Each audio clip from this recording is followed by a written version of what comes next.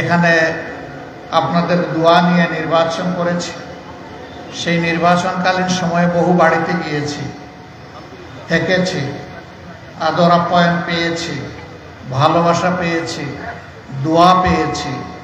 এর কোনোটারই ন্যূনতম কোনো বিনিময় দেওয়ার শক্তি আমার নাই। আমি আমার মাবুদের কাছে দোয়া করি, আল্লাহ যেন তার উত্তম বিনিময় দুনিয়া এবং আখিরাতে আপনাদেরকে দান করেন।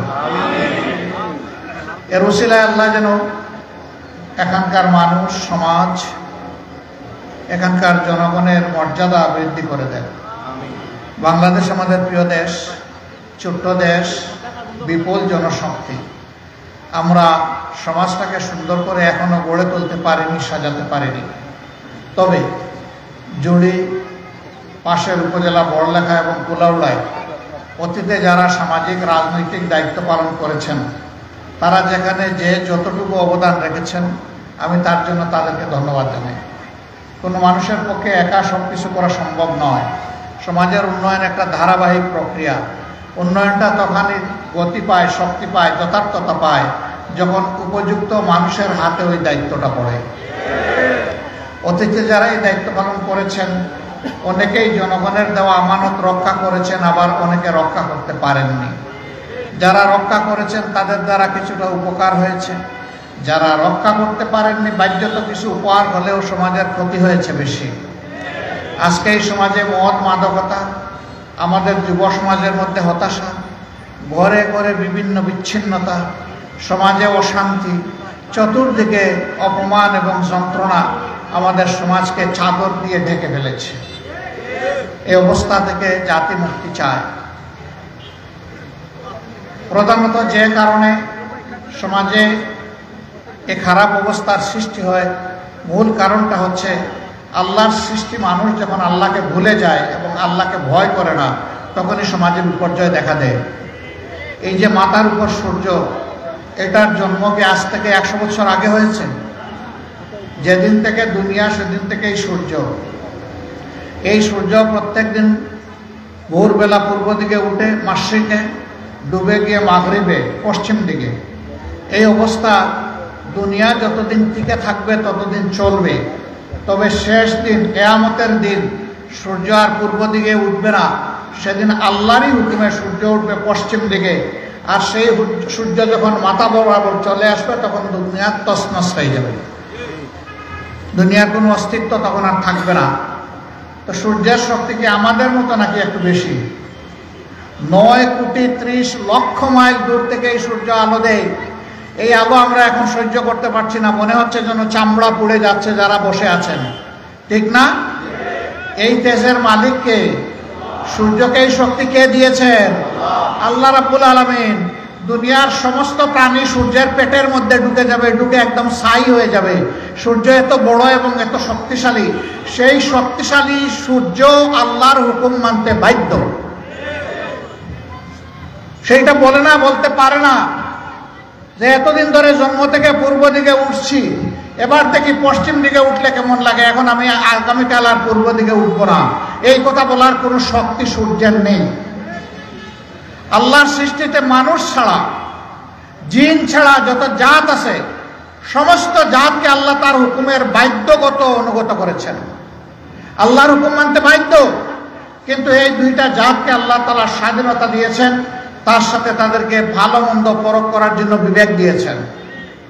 আল্লাহ বলে দিয়েছেন এটি মন্দ, এটি ভালো, এটি নবীদের পথ, এটি ভালো মানুষের পথ, এটি সমাজ সংস্কারের পথ, এটি শান্তির পথ, এটি সম্মানের পথ, এটি জান্নাতের পথ। আর আরেকটা পথ তার উল্টা দিকে আছে, অশান্তি, অপমান, যন্ত্রণা, দুর্নীতি, দুঃশাসন, ঘরে ঘরে হাহাকার, আত্মহত্যা, চতুর্দিকে চিৎকার। সেই পথ চলে গেছে জাহান্নামে। আল্লাহ তাও নবী এবং কিতাব দিয়ে আমাদেরকে জানিয়ে দিয়েছেন, যারা আল্লাহর নবীদের পথে চলেছে, আল্লাহর কিতাবের হাত ধরে বুকে নিয়ে চলেছে, তারা দুনিয়া সম্মানিত হয়েছে। যেই যুগের, যেই দেশের মানুষেরা আল্লাহর হুকুম ছেড়ে দিয়েছে, নফসের হুকুমে চলেছে, শয়তানের আনুগত্য করেছে, সেই সমাজে সব ধরনের শয়তানি, ইবলিসি এবং সব ধরনের বিপর্যয় নেমে আসে। হযরত লূত আলাইহিস সালামের সমাজ তার নিকৃষ্ট উদাহরণ। বাংলাদেশ বিভিন্ন ধর্মের মানুষ মিলেমিশে আমরা থাকি, আমাদের সৌন্দর্য, কিন্তু এদেশের বেশিরভাগ মানুষ মুসলমান। বেশিরভাগ মানুষ স্বীকার করে আমি আল্লাহর বান্দা, বেশিরভাগ মানুষ স্বীকার করে কুরআন আমার বিধান, বেশিরভাগ মানুষ স্বীকার করে নবী মুহাম্মদ রাসূলুল্লাহ সাল্লাল্লাহু আলাইহি সাল্লাম আমার নবী এবং নেতা, বেশিরভাগ মানুষ স্বীকার করে মুহাম্মদ রাসূলুল্লাহ সাল্লাল্লাহু আলাইহি সাল্লামের হাতে গড়া সাহাবায়ে কেরামই আমাদের উজ্জ্বল নক্ষত্র। এটা স্বীকার করে বেশিরভাগ মানুষ। সেই দেশে কোরআনের আইন চালু হলে অনাবিল শান্তিতে আল্লাহর কসম দেশ ভরে যাবে। আল্লাহর আসমান থেকে রহমত মাটিতে নেমে আসবে, মাটিকে আল্লাহ তাআলা উর্বর করে দিবেন, মাটির নিচকে আল্লাহ তাআলা সম্পদ দিয়ে ভরে দেবেন। এখনো আছে, আমাদের সব সম্পদ আছে, একটা সম্পদের অভাবে এদেশের মানুষ প্রকৃত সমৃদ্ধি এবং মর্যাদা পেল না। সেই অভাবটা হচ্ছে চরিত্রবান নেতৃত্বের অভাব। ইমাম যদি সঠিক হন, মুসল্লিরা তার পিছনে নামাজ আদায় করে তসল্লি পায়, শান্তি পায়। কিন্তু ইমাম যদি উল্টাপাল্টা হন, ইমামের মধ্যে যদি বিভিন্ন ধরনের দুর্বলতা থাকে, সেই মসজিদে শৃঙ্খলা, শান্তি, তসল্লি কিছুই থাকে না। এবং ওই ইমামকে মসজিদের মুসল্লিরাও আর ইমাম হিসাবে দেখতে চায় না। সেই ইমাম চায় যে ইমামের পিছনে প্রশান্তির সাথে নামাজ আদায় করতে পারবে। আমাদের বাম দিকেই একটি মসজিদ রয়েছে, আরেকটি মসজিদ কন্টিলান্লায় নামাজ পড়ে আমরা এখানে আসলাম। জোহরের নামাজ হয়ে গেল, তারপরে আল্লাহ আমাদেরকে বাঁচাইয়া রাখলে আসরের নামাজ হবে। আজকে অন্তত কিয়ামত হবে না এটা নিশ্চিত, কারণ আজকের দুপুর কেটে গেছে। কিয়ামত হবে ঠিক দুপুরে, অতএব আজকে আর কিয়ামত আর আশঙ্কা নাই। তার মানে আমরা মাগরিবের, আসরের এবং এশার সালাত পেয়ে যাব ইনশাআল্লাহ, ফজরও পাবো। কিন্তু আগামীকালকে জোহর পড়তে পারবো কিনা এইটা জানি না, এটা আল্লাহর হুকুমের ব্যাপার। তবে হ্যাঁ, এই যে পাবো বলতেছি, তাও যদি আল্লাহ হায়াত দেন তাহলে সম্ভব, না হইলে তাও সম্ভব না। মসজিদে নামাজ পড়ার সময় শান্তিতে মসজিদ ভরে যায়, হই হুল্লোড় নাই, বিশৃঙ্খলা নাই। এক ইমাম সবাইকে কমান্ড দিচ্ছেন, নির্দেশ দিচ্ছেন, আল্লাহু আকবার বলে তাকবীরে তাহরিমা বা তাকবীরে উলা বলছেন, সবাই তাকে অনুসরণ করে তাকবীরে উলা। এরপরে তিনি কেরাত করছেন, নীরবে কিংবা প্রকাশ্যে, তাকে অনুসরণ করে তিনি যখন আবার আল্লাহু আকবার বলে রুকুতে যাচ্ছেন, সবাই রুকুতে যাচ্ছে, কেউ দাঁড়ায় থাকে না। আবার তিনি উঠে যখন সামি আল্লাহু লিমান হামিদা, সবাই বলছে রাব্বানা ওয়ালাকাল হামদ বলে তারা আল্লাহ তাআলার প্রশংসা করছে, রবকে ডাকছে। এরপরে আল্লাহু আকবার বলে যখন তিনি সেজদায় যাচ্ছেন, তখন সবাই তার সাথে সেজদায় চলে যাচ্ছে।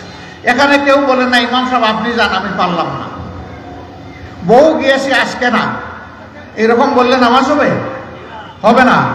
তাহলে ইমামের পিছনে নামাজ পড়তে গেলে দ্বীনের তরিকা মোতাবেকই আপনাকে নামাজ পড়ার নিয়ত করতে হবে, আপনার নিয়মে নয়, আপনার ইচ্ছায় নয়, আল্লাহর ইচ্ছা। আল্লাহ যেমনটি চেয়েছেন, আল্লাহ তার ফিরিস্তা দিয়ে আল্লাহর নবীকে যেমনটি শিক্ষা দিয়েছেন, সেরকম করেই আপনাকে নামাজ আদায় করতে হবে। সেই নামাজ আল্লাহর তরিকায় আদায় করার কারণেই তো মসজিদের ভিতরে শান্তি থাকে। এখন সেই নামাজের শিক্ষাটা যদি সমাজে বাস্তবায়ন হয়, এই সমাজেও শান্তি নেমে আসবে ইনশাআল্লাহ। ওই আল্লাহর হুকুম যতক্ষণ পর্যন্ত সমাজে আসবে না, আল্লাহ তাআলা সাবধান করে দিয়ে বলেছেন, তোমাদেরকে আমি দুনিয়ায় অপদস্থ, লাঞ্ছিত, অপমানিত করব, আর আখিরাতে যখন আমার কাছে ফিরে আসবে, ইলা আশাদ্দিল আযাব, তোমাদেরকে কঠিন আযাবের দিকে আমি ফেলে দেব। এখন দুনিয়াকে আমরা অপমানিত হতে চাই, সম্মানের সাথে বাঁচতে চাই, তাহলে সম্মানের সাথে বাঁচতে হলে কোরআনকেই ধরতে হবে। এখন বলবেন যে এই দেশে 9 ভাগ হোক, 10 ভাগ হোক, 8 ভাগ হোক, অন্যান্য ধর্মের মানুষ আছে, তাদের কি হবে? ও ভাই, কোরআন শুধু মুসলমানের জন্য না। কোরআনের সম্বোধন হচ্ছে ইয়া বানি আদম, হে আদমের সন্তানেরা। এই আদমের সন্তানদের মধ্যে সকল দল, গোষ্ঠী, ধর্ম সব, এর বাইরে কেউ নাই। ইয়া আইয়ুহান নাস, হে মানব জাতি, আপনি মানুষ হিসাবে যাকে জানেন, কোরআন তার জন্য। কোরআন সবাইকে শান্তি দিতে এসেছে। এখন কি তাইলে অন্য ধর্মের লোকদের উপাসনা বন্ধ হয়ে যাবে? মন্দির বন্ধ করে দেওয়া হবে? চার্চ, প্যাগোডা, মঠ বন্ধ করে দেওয়া হবে? না, রাসূল করিম সাল্লাল্লাহু আলাইহি সাল্লামের সাথে মোলাকাত করতে এসেছেন নাজরানের ইহুদিদের একটা প্রতিনিধি দল। তাদের উপাসনার সময় হয়ে গেল। তারা বলল, আপনি তো ইসলামের নবী, আল্লাহর নবী, আমরাও এক নবীর অনুসারী, আমরা কি এখানে আমাদের উপাসনা করতে পারবো? রাসূল করিম সাল্লাল্লাহু আলাইহি সাল্লাম সাহাবায়ে কেরাম উপস্থিত যারা ছিলেন বললেন, এই তোমরা একটা অংশ তাদের জন্য ছেড়ে দাও, তারা এখানে তাদের উপাসনা করবে। স্বয়ং মসজিদে নববীর ভিতরে জায়গা করে দিলেন।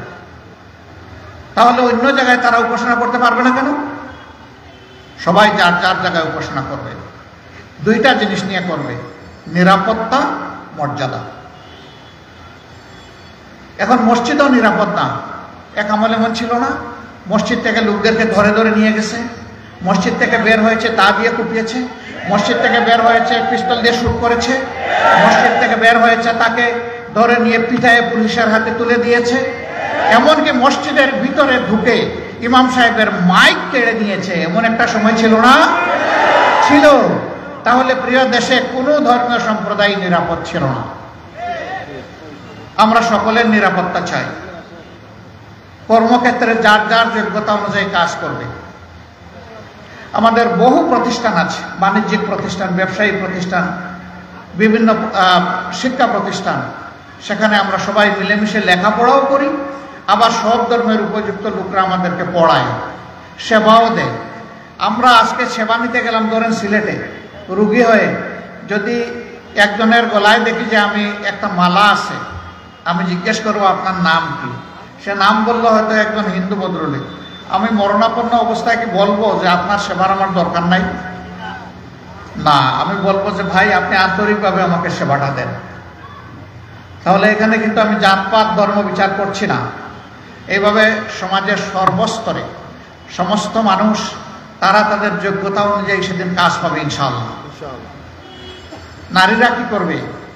যাদের প্রয়োজন আছে, যোগ্যতা আছে, তারাও কাজ করবে। এখন করে না? তখনও করবে। এখন দুটা জিনিস নাই, তখন দুটা জিনিস পাবে। এখন হচ্ছে তাদের কোনো সামাজিক মর্যাদা নাই, বিভিন্ন ক্ষেত্রে তাদেরকে অপদস্থ হতে হয়। আরেকটা হচ্ছে তাদের কোনো সম্মানের জায়গাটা নাই, সিকিউরিটি নাই, নিরাপত্তা নাই। এই দুইটা জায়গা ইনশাল্লাহ সেই সমাজে নিশ্চিত হবে। রাসূল করিম সাল্লাল্লাহু আলাইহি সাল্লাম বলেছিলেন, এমন সমাজ দুনিয়াবাসী তোমাদেরকে আমার হাতে গড়ে তোমাদের হাতে তুলে দিয়ে যাব, যেখানে সানা থেকে হাজারামাও, ইয়েমেন থেকে মরক্কো ৩৫০০ মাইল একজন যুবতী মহিলা একা রাস্তা অতিক্রম করবে, কিন্তু কোনো জালিম তার দিকে ফিরে তাকানোর সাহস করবে না। সে সম্পূর্ণ নিরাপত্তার সাথে এই ৩৫০০ মাইল সে সফর করবে। কোরআন এই নিরাপত্তা দিয়েছিল। সে কোরআনই জীবন্ত আছে। যে আল্লাহর পক্ষ থেকে নিরাপত্তা এসেছিল, সেই আল্লাহ চিরন্তন, তার কোনো ধ্বংস নাই। আমরা সবাই ধ্বংস হবো এক না এক সময়। আবার আল্লাহ যাদেরকে সৃষ্টি করার আল্লাহর ফয়সালা হবে, তারা আবার সৃষ্টি হবে জবাবদিহির জন্যে। কিন্তু আল্লাহ তাআলার কোনো শুরুও নাই, শেষও নাই, তিনি চিরন্তন।